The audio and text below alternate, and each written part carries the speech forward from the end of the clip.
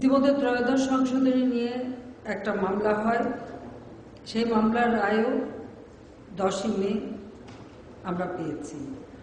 আমরা যখন আমাদের কমিটি যখন কাজ করছিল তখন কিন্তু এই তত্ত্বাবধায়ক সরকার ব্যবস্থার যে দুর্বলতাগুলি ছিল সেগুলি দূর করে এটাকে রাখার একটা ব্যবস্থা নিয়েই কিন্তু সংশোধন করা হয়। এমনকি আমাদের পক্ষ থেকে সাধারণত মামলায় আপনারা জানেন যে অ্যাটর্নি জেনারেল তার সাধারণত তিনি সরকারের যে মনোভাব থাকে সেই নির্দেশ অনুযায়ী কাজ করে, কিন্তু এখানে অ্যাটর্নি জেনারেল তত্ত্বাবধায়ক সরকার বাতিল না করার পক্ষে মতামত দেয়। সর্বোচ্চ আদালত যে রায় ঘোষণা করেছে সেখানে আপনারা জানেন যে এই ত্রয়োদশ সংশোধনী তারা বাতিল ঘোষণা করেছে এবং অবৈধ করেছে। রায়ের একটা পোর্শনে পর্যবেক্ষণে, এটা ম্যান্ডেটরি না, পর্যবেক্ষণে বলেছে যে যদি তত্ত্বাবধায়ক সরকার ব্যবস্থা নির্বাচন করতে হয় তাহলে পরপর দুটো নির্বাচন করা যেতে পারে, তবে এখানে বিচার বিভাগকে কোনোভাবে সম্পৃক্ত করা যাবে না। এবং পর্যবেক্ষণটা কিন্তু এটা কিন্তু অবশ্য পালনীয় কর্তব্য না বা ম্যান্ডেটরি না, এটা তাদের একটা অবজারভেশন যে যদি সেরকম পরিস্থিতি হয়, কিন্তু প্রকৃতপক্ষে ত্রয়োদশ সংশোধনীকে সম্পূর্ণভাবে অবৈধ ঘোষণা করে। এখানে আমি একটু তত্ত্বাবধায়ক সরকারের প্রেক্ষাপট আপনাদের আলোচনা, আপনাদের মনে আছে যে 88 সালে এর সাথে একটা নির্বাচন করে যেখানে কোনো দল অংশগ্রহণ করে নাই, পার্টিসিপেট করে নাই। এরপরে আমরা যে আন্দোলন করি সেখানে 3 জনের একটা রূপরেখা ঘোষণা করা হয় এবং সেই রূপরেখায় আমরা এই দাবিটা তুলেছিলাম যে পরপর 3টি নির্বাচন তত্ত্বাবধায়ক সরকারের অধীনে হতে হবে, যাতে এই যে নির্বাচনে যে কারচুপি হয় সেগুলি যেন বন্ধ হয়। সেই লক্ষ্য নিয়েই আমাদের 3 জোটের রূপরেখায় আমরা পরপর 3টি নির্বাচন দাবি করি ক্যাটেগরি সরকারের অধীনে। যেহেতু 3 জোটের রূপরেখায় বলা আছে যে পরপর 3টা নির্বাচন তত্ত্বাবধায়ক সরকার অধীনে হবে, তো এটা আমরা তখনই সংশোধনে নিয়ে আসি, কিন্তু তারা সেটা রাজি হয়নি। এটা নিয়ে বহু কথা হয়, আমাদের তরফ থেকে অনেক চাপ দেওয়া হয় এবং আমরা ভোট দেওয়ার আগেও এই বিষয়টা কিন্তু এখন আমার বক্তব্য হিসেবে রেকর্ডে আছে।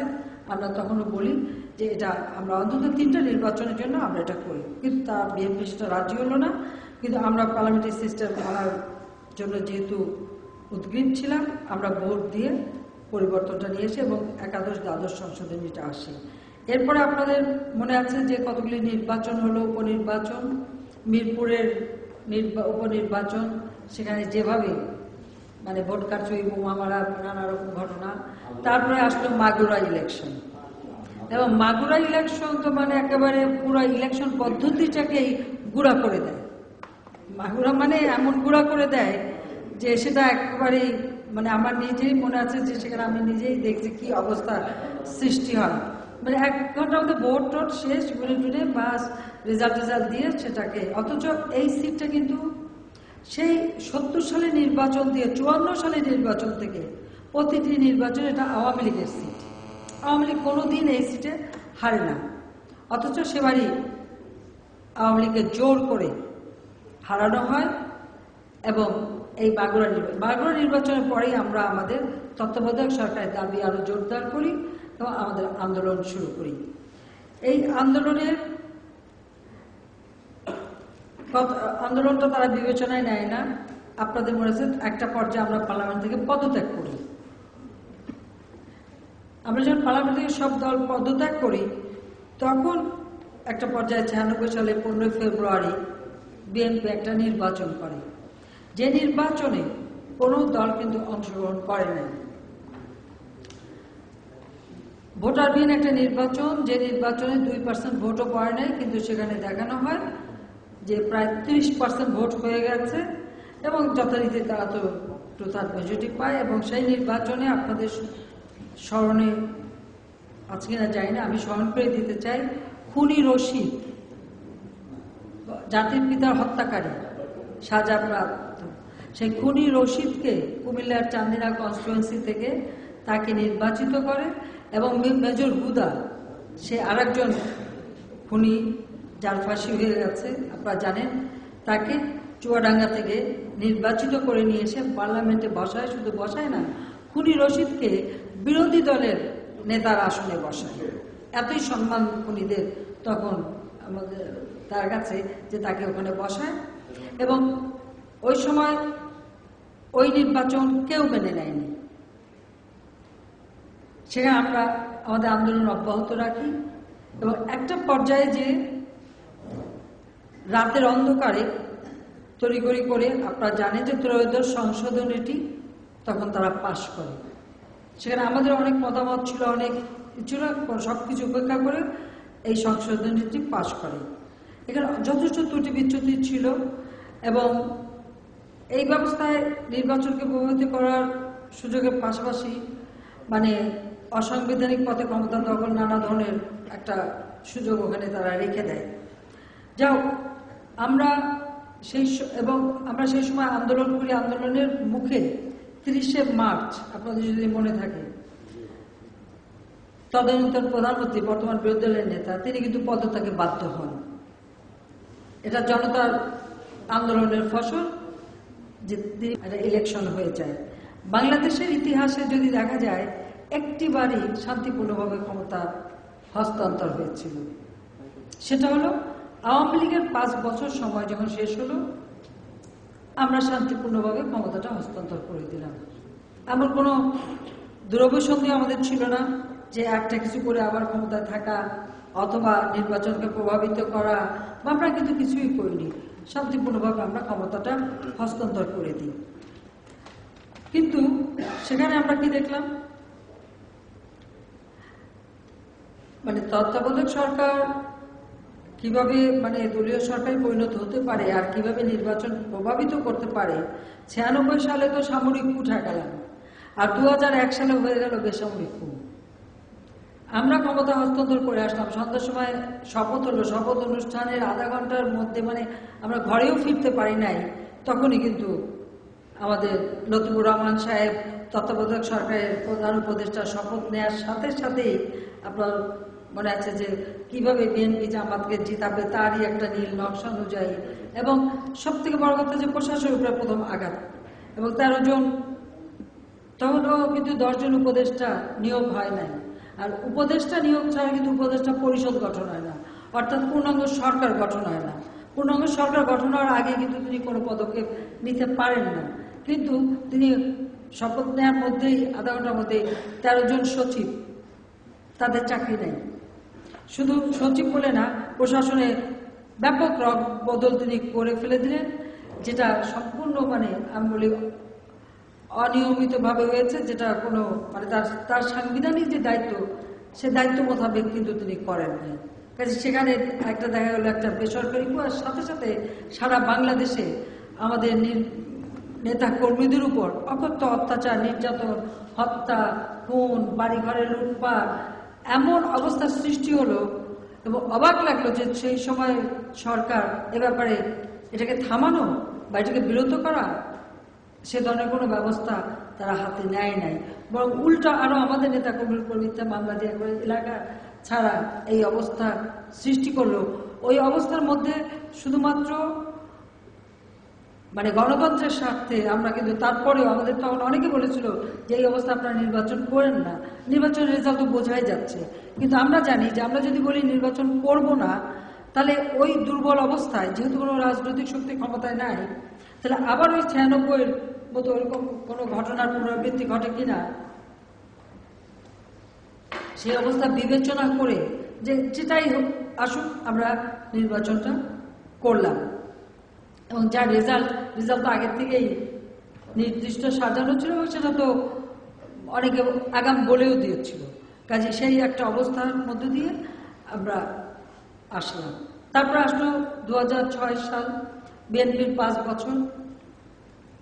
5 বছর পরে আপনারা দেখেন সেখানেও কি হলো, এই যে ইলেকশন ইঞ্জিনিয়ারিং করার জন্য একদিকে ভুয়া ভোটার তালিকায় ভরা, অপরদিকে সেই জাস্টিস আজিজ সাহেবকে নির্বাচন কমিশন প্রদান করে সেখানে নির্বাচনকে কিভাবে প্রভাবিত করা যায় একদিকে সেই ব্যবস্থা করলো, অপরদিকে বিচার বিভাগে প্রথম হাত দিল। বিচার বিভাগে হাত দিয়ে কি করলো, প্রধান বিচারপতি কে হবে, যিনি প্রধান উপদেষ্টা হবেন, বিএনপি দলের যিনি পররাষ্ট্র বিষয়ক সম্পাদক ছিলেন এক সময় জিয়াউর রহমানের আমলে, যাকে পরবর্তীতে একটা অ্যাম্বাসাডারও করা হয়েছিল, তাকে জজ করা হলো। তিনি যাতে প্রধান উপদেষ্টা হতে পারেন সেই জন্য কোনো সরকারি কর্মকর্তা কারো বয়স না বাড়িয়ে, তখন দেখা গেল তার বয়সটা বাড়িয়ে দিল যাতে তিনি প্রধান উপদেষ্টা হয়ে আসতে পারেন। অর্থাৎ এখানে ইলেকশন ইঞ্জিনিয়ারিং এর একটা বিরাট কারচুপি একটা ব্যবস্থা করে গেল। এবং ওই অবস্থায় সেখানে আমরা এবং জনগণ প্রতিবাদ জানালো যেরকম দলীয় লোক প্রধান উপদেষ্টা হতে পারবে না। আর এই যে বয়স বাড়ানোটা এবং প্রশাসনের যে হাত দেওয়াটা, এটাই হচ্ছে একটা দুরভিসন্ধি নিয়েই করা। যা জনগণের এই আন্দোলন এবং চাপের মুখে কে এম হাসান সাহেব সরে দাঁড়ালেন।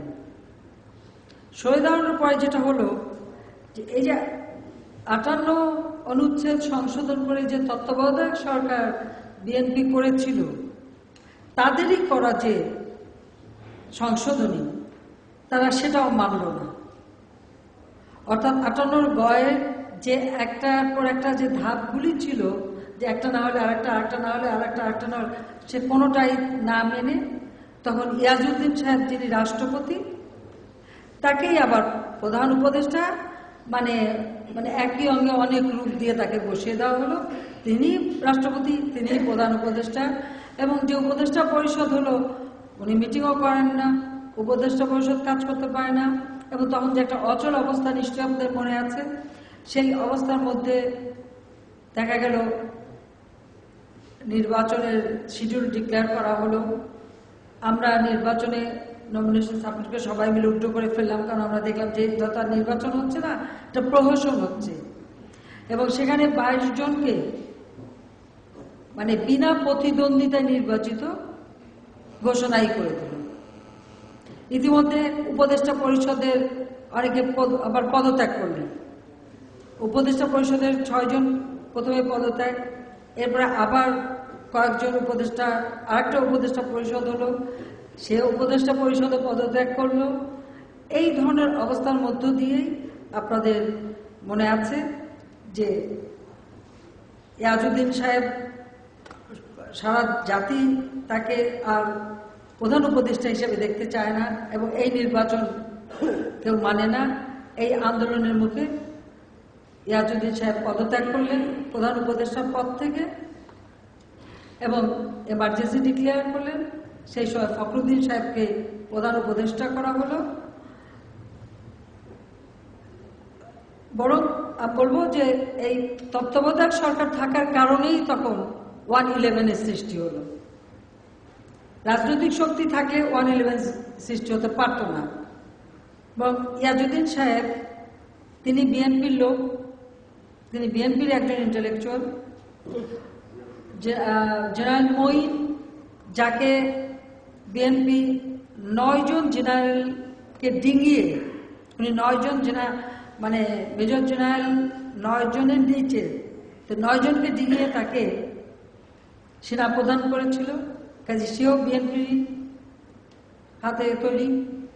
ফখরুদ্দিন সাহেব ওয়ার্ল্ড ব্যাংকে চাকরি করতেন, তাকে বিএনপি নিয়ে এসে এখানে বাংলাদেশ ব্যাংকের গভর্নর করে, তিনিও বিএনপিরই।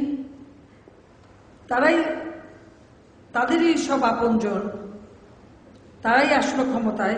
111 হলো যে সরকার হবে স্বল্পকালীন সময়ের জন্য একটা অবাধ নিরপেক্ষ নির্বাচন করার জন্য, আর সেই সরকার ক্ষমতায় এসে তাদের যে বাড়াবাড়ি, সেটা তো মনে হলো সামরিক শাসকদেরকেও হার মানায় এবং সারা দেশব্যাপী একটা আতঙ্ক সৃষ্টি করলো। এখন এমন একটা অবস্থা, তত্ত্বাবধায়ক সরকার একটা আতঙ্ক, সবাই ঘর ছাড়া, বাড়ি ছাড়া, আমি বিদেশে গেলাম, আমাকে আসতে দেবে না, মামলা দেওয়া হলো, তার ওয়ারেন্ট জারি করা হলো। যখন আমি আসতে চাইলাম তখন বাধা দেওয়া হলো। যাক, সেই বাধা বিঘ্ন অতিক্রম করে আমি জানি যে আসলে হয় মেরে ফেলবে, নয় গ্রেপ্তার হবে, একটা কিছু হবে, তারপর আবার ফিরে আসলাম। এবং আমাকে অ্যারেস্ট করা হলো, আমাদের বর্তমান বিরোধী দলের নেত্রী তাকে অ্যারেস্ট করা হলো, আমাদের দলের এবং বিরোধী দলের অনেককে অ্যারেস্ট করা হলো। রাজনৈতিক দলগুলো ভেঙে, ঠিক সামরিক শাসকরা এসে যেমন ওই দল ভেঙে দিয়ে এ গাছের ছাল, ও গাছের বাকলা, ও গাছের ডাল, এগুলি দিয়ে যেমন একটা দল করে, ঠিক আপনাদের মনে আছে যে বলেন যে ফের দোষ করেছি, মানে ফের দোষ করেছি, অর্থাৎ এই জাতীয় লোক যারা বারবার দোষ করে, এই তাদেরকে নিয়ে এসে এক রাজনৈতিক দল খাড়া করলো, কিংস পার্টি।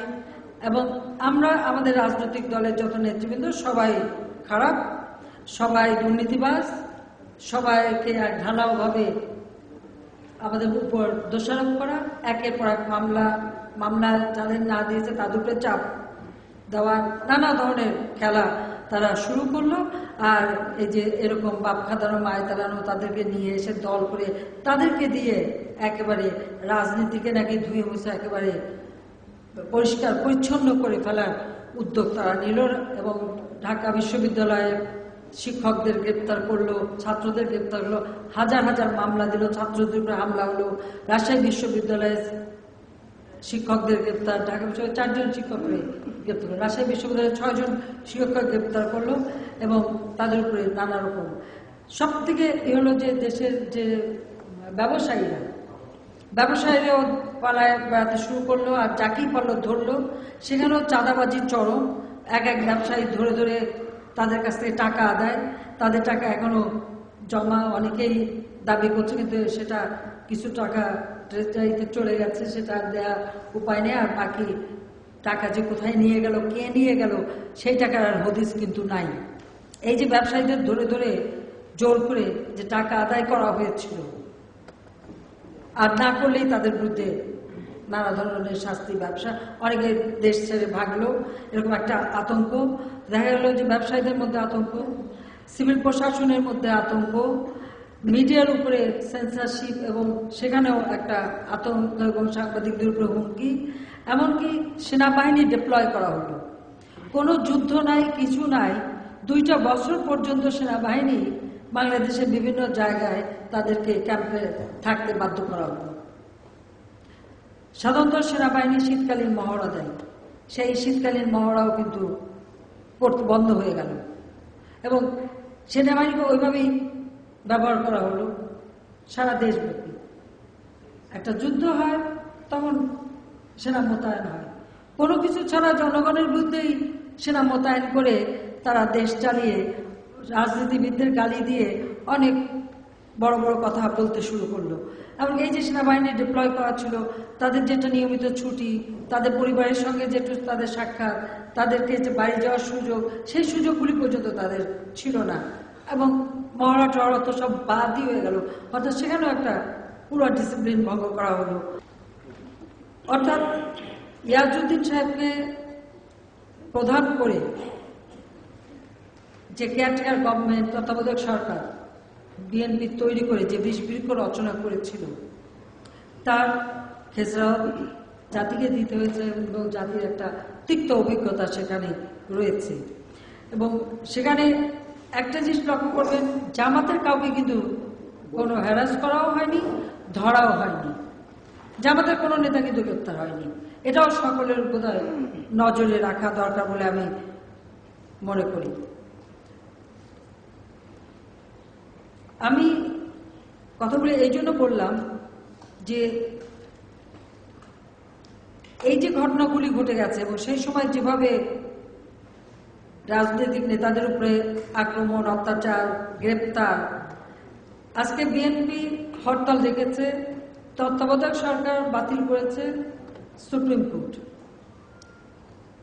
সুপ্রিম কোর্ট যে তত্ত্বাবধায়ক সরকার বাতিল করে দিয়েছে, আমরা কিন্তু এই সুপ্রিম কোর্টের রায়ের আগ পর্যন্ত আমাদের কমিটি এই তত্ত্বাবধায়ক সরকার ধুয়ে মুছে পরিষ্কার করে একটু কিভাবে রাখা যায় এবং সময় যেন আর বাড়ানো না যায়, ওই যে ওরকম যেন কোনো বিশারদা এসে আবার অনির্দিষ্টকালের জন্য না রাখতে পারে, এগুলি লক্ষ্য রেখে কিন্তু সংশোধনে নিয়ে আসছিলাম। কিন্তু যখন সুপ্রিম কোর্টের রায় হয়ে গেছে তো সেটা তো আমাদের মানতেই হবে। তারা বলে দিয়েছে অবৈধ। একটা উচ্চ আদালত যাকে অবৈধ বলে দিয়েছে তাকে আমার বৈধ করার তো কোনো আকাঙ্ক্ষা নেই, আর ওই তিক্ত অভিজ্ঞতার কথাও তো বলতে পারবো না। হ্যাঁ, আমি জানি যারা জেল টেল খাটে নাই তাদের হয়তো এক চিন্তা, আর যারা আতঙ্কে ছিল বা আমাদের মতো জেল কাটছে বা অত্যাচারিত নির্যাতিত মামলা খেয়েছে তাদের হয়তো মনে অন্য চিন্তা, তাদের দুশ্চিন্তাটা অন্য জায়গায়। তবে আগামীতে ওরকম ঘটনা ঘটলে বাকিরাও যে বাদ যাবেন, এখন আমরা ভালো থাকবো তারা বাদ যাবেন, মানে তারা আমাদের পর্যায়ে যাবেন কিনা সেই গ্যারান্টি কিন্তু নাই, এটা সবাইকে মনে রাখতে হবে। সেখানে আমি বলি যে বিএনপি যে হরতাল ডাকলো কিসের জন্য? তারা কি ভুলে গেছে সেই তত্ত্বাবধায়ক সরকারের আমলের সে অত্যাচার, নির্যাতন, জেল কাটা মামলা, এইগুলি কি তারা ভুলে গেছে? তারা তো একেবারে বেছে বেছে আপন আপন লোক নিয়ে আসছিল, মানে চুন চুন কেলায়া, মানে একেবারে বেছে বেছে মঈনুদ্দিন, ফখরুদ্দিন, ইয়াজউদ্দিন, তারা একদম বেছে বেছে রত্ন নিয়ে এসে বসিয়ে তত্ত্বাবধায়ক সরকার করছিল। কিন্তু এত আপন লোক আনার পরেও তো শেষ রক্ষা হয় নাই, তাদেরকে জেলে যেতে হয়েছিল। তাহলে তারা কোন আশায়, কোন আকাঙ্ক্ষায় আজকে এই হাইকোর্টের রায়ের বিরুদ্ধে হরতাল ডাকছে? আমি যখন জিজ্ঞেস করলাম এটা কার বিরুদ্ধে হরতাল, সরকারের বিরুদ্ধে না হাইকোর্টের রায়ের বিরুদ্ধে? তো বলে সরকারের বিরুদ্ধে। তো সরকার এখানে কি করলো? রায় দিয়েছে সুপ্রিম কোর্ট, এখানে সরকারের তো কোনো দোষ নেই। আর সে রায় তো আমাদের মানতেই হবে। আমরা আন্দোলন করি, সংগ্রাম করি, জনগণের জন্য কাজ করি, জনগণের কাজ করতে গিয়ে যত রকম দুর্ভোগ আমাদের পোহাতে হয়। এখন আমাদের থেকেও দরদি যারা হয়ে যায়, 2 দিন আগে তাদের চেহারা আর তার পরবর্তী চেহারা সেটা কে হবে সেটা কি জানে? তা আমি জানি না বিএনপির জনগণের উপরে কোনো বিশ্বাস বা আস্থা আছে কি না। তারা বোধহয় জনগণকে বিশ্বাস করে না, জনগণের উপরে তারা আস্থা রাখতে পারে না। যেমন আমরা কি মনে করি, যে আমরা মনে করি জনগণ যাকে ভোট দেবে সে সরকার গঠন করবে। কিন্তু আমরা দেখি যে বিএনপি সবসময় অসাংবিধানিক শাসন, এটাই বোধহয় তাদের পছন্দ, অসাংবিধানিক পদ্ধতিটাই তাদের পছন্দ। তারা কখনো নির্বাচন সুষ্ঠু হোক তা তারা চায় না, এবং নির্বাচন সুষ্ঠু চায় না বলেই তারা এই হরতালের ডাক দিয়েছে। তারা কখনো আইনের শাসনে বিশ্বাস করে না। তার কারণ হলো যে সর্বোচ্চ আদালতের রায়ের বিরুদ্ধে তারা হরতাল দিয়েছে। সর্বোচ্চ আদালতের কোনো রায় তারা মানে না। বিচার বিভাগের উপরে তাদের রাগের কারণটা আমরা জানি, এই জন্য যে সর্বোচ্চ আদালত জিয়াউর রহমান যে অবৈধভাবে অসাংবিধানিকভাবে ক্ষমতা দখল করেছিল সেটাকে অবৈধ ও অসাংবিধানিক বলেছে, সেই রায় তারা দিয়েছে। সেটার জন্যই তাদের রাগ। স্বাধীনতার ঘোষণা, এটা নিয়েও তারা মিথ্যা একটা প্রচার দিয়ে জাতিকে বিভ্রান্ত করতে চেয়েছিল। হাইকোর্টের রায় সেটা নিষ্পত্তি করে দিয়েছে, কিন্তু লক্ষ্য করবেন তারা কিন্তু এই উচ্চ আদালতের কোনো রায় তারা মানে না। অর্থাৎ তারা গণতন্ত্র মানে না, আইনের শাসন মানে না, তারা কিছুই মানে না। কারণ ক্ষমতায় থেকে তাদের হচ্ছে লুটপাট, দুর্নীতি, অর্থ সম্পদ আহরণ করা, অর্থ সম্পদ কামাই করা, এটাই তাদের কাজ। এবং নির্বাচন কমিশন স্বাধীনভাবে কাজ করবে আর শক্তিশালী হয়ে কাজ করবে, এটাও তারা চায় না। কিন্তু আমরা সরকারে আসার পরে এটা আমরা প্রমাণ করেছি যে আমাদের সরকার আমলে যে কটা নির্বাচন হয়েছে, উপনির্বাচন হয়েছে, প্রত্যেকটাই অবাধ, নিরপেক্ষ এবং নির্বাচন কমিশন স্বাধীনভাবে কাজ করেছে। তা যদি না হতো তাহলে ওই চট্টগ্রামের মেয়র ইলেকশনে আমরা হারতাম না, বা হবিগঞ্জের সিট, যে সিট সেই 53 সাল থেকে 54 সালে নির্বাচন থেকে নিয়ে আজ পর্যন্ত সবসময় নৌকা মার্কা ভোট পেয়েছে, কোনোদিন ওই সিট থেকে কেউ হারেনি, সেই সিটও এবার আমরা হেরেছি। পৌরসভা নির্বাচন, উপজেলা নির্বাচন এবং এখন যে ইউনিয়ন কাউন্সিল নির্বাচন হচ্ছে, একটু স্মরণ করে দেখেন 2003 সালে যে স্থানীয় সরকার নির্বাচন, মারামারি, কাটাকাটি, খুন খারাপি কি না হয়েছে তখন, সেখানে আমরা কিন্তু এখানে সরকারি কোনো হস্তক্ষেপ আমরা করে যাচ্ছি না। কাজে আমরা বিশ্বাস করি জনগণের শক্তিতে এবং জনগণের ক্ষমতায়নে। আমরা এটাই চাই নির্বাচন কমিশন শক্তিশালী হবে, তারা নির্বাচন পরিচালনা করবে, প্রশাসন থেকে শুরু করে সব নির্বাচন কমিশনের হাতে থাকবে, তারা যেভাবে চাইবে এবং এখনো তারা তাই করছে, যে তারা যেভাবে চাইবে সেভাবেই নির্বাচন করবে। নির্বাচন কমিশনকে শক্তিশালী করতে পারলে সংসদীয় রীতিতে অন্যান্য দেশে যেভাবে নির্বাচন হচ্ছে আমাদের দেশেও সেভাবে নির্বাচন হবে। অন্তত আমরা এটুকু গ্যারান্টি দিতে পারি যে আমরা কখনো নির্বাচনে হস্তক্ষেপ করবো না, কারণ আমরা জনগণের ক্ষমতায়নে বিশ্বাস করি। সংবিধানের ৭ম অনুচ্ছেদে যেটা আছে যে ক্ষমতার মালিক জনগণ, আমরা জনগণকেই ক্ষমতার মালিক দেখতে চাই এবং তারাই ভোট দেবে। সেই সাথে সাথে নির্বাচন কমিশনকে আরো শক্তিশালী করার জন্য, ভোটটা আরো নিশ্চিত করার জন্য আমরাই যেমন দাবি তুলেছিলাম স্বচ্ছ ব্যালট বাক্স, ছবি সহ ভোটার তালিকা, এবং এখন আমরা চাচ্ছি ইলেকট্রনিক ভোটিং সিস্টেম। কাজে ইলেকট্রনিক ভোটিং সিস্টেম হলে আর কারো পক্ষেই ওই ব্যালট পেপার নিয়ে একটার পর একটা সিল মেরে বাক্স ভরার কোনো সুযোগ থাকবে না, ওটাও সুযোগ থাকবে না, একজন একটা ভোট দিতে পারবে। কাজে এই যে এক ব্যক্তি এক ভোট, এটাই একদম নিশ্চিত হবে যে ইলেকট্রনিক অর্থাৎ পদ্ধতিতে, এই পদ্ধতিতে ভোট হবে এবং সেই পদ্ধতি আমরা করতে চাই। ওটাও তারা মানে না, শব্দ মনে হচ্ছে ও পদ্ধতিও মানবে না। তাহলে তারা চায় কি? প্রধান বিচারপতির দরজায় লাথি মারালো, সেটা নিশ্চয়ই সবার মনে আছে যে প্রধান বিচারপতির দরজায় তারা লাথি মেরেছিল। কাজে সেখানেও তারা চায় না। আমরা এটাই মনে করি যে ইলেকট্রনিক ভোটিং সিস্টেম হবে। আমাদের এই কিছুদিন আগে আমাদের প্রতিবেশী দেশে পশ্চিমবঙ্গে ইলেকশন হয়ে গেল, 30 বছর ধরে যে দল ক্ষমতায় তাদের ভরাডুবি হলো, সেখানে কিন্তু ইলেকট্রনিক ভোটিং সিস্টেমে ভোট হয়েছে। কাজে সেখানে সিপিএম তো ক্ষমতায় ছিল, সেখানে থেকেই ইলেকশনটা হলো ইলেকট্রনিক ভোটিং সিস্টেম। স্বাধীনভাবে ইলেকশন কমিশন ইলেকশন করেছে, সেখানে তৃণমূল, কংগ্রেস এবং কংগ্রেস যৌথভাবে নির্বাচনে জয়ী হয়েছে। মমতা ব্যানার্জি সেখানে পশ্চিমবঙ্গে মুখ্যমন্ত্রী হিসেবে শপথ নিয়েছে।